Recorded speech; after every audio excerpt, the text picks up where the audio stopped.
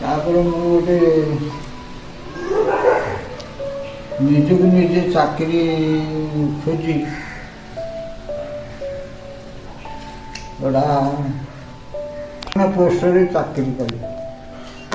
Train ପୋଷ୍ଟରେ ଚାକିରି କଲି। ସେତେବେଳେ ଥିଲେ 1213 ସେଇ କଲିକତାରେ। କଲିକତାରେ ସେ ଜାଗା ହେଉଛି ବେଣ୍ଟିଂ ଷ୍ଟ୍ରିଟ୍। ଆଚ୍ଛା, ବେଣ୍ଟିଂ ଷ୍ଟ୍ରିଟ୍। ହଁ, ବେଣ୍ଟିଂ ଷ୍ଟ୍ରିଟ୍ରେ ମୁଁ ଚାକିରି ପାଇଲି। ଟ୍ରେନ୍ ପୋଷ୍ଟରେ ଚାକିରି ପାଇଲି। 1200-1300 ଖଣ୍ଡ ଦେଲା ପ୍ରଥମ। ଆଉ ତାପରେ 1200-1300 ଟଙ୍କା ଦେଲେ କ'ଣ, ସେ ମାଲିକ ମୋତେ ଭାରି ଭଲ ପାଏ।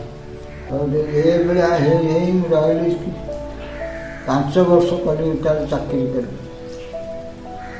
5 ବର୍ଷ ଭିତରେ ମୋତେ ସେ 2200 ଟଙ୍କା ଦେଲା ଦରମା।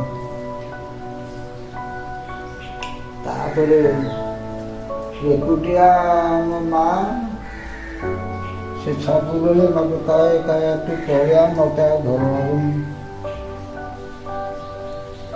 ମୁଁ ବାଧ୍ୟ ହେଇ ଚାକିରି ଛାଡ଼ି ପଳେଇ ଆଇଲି।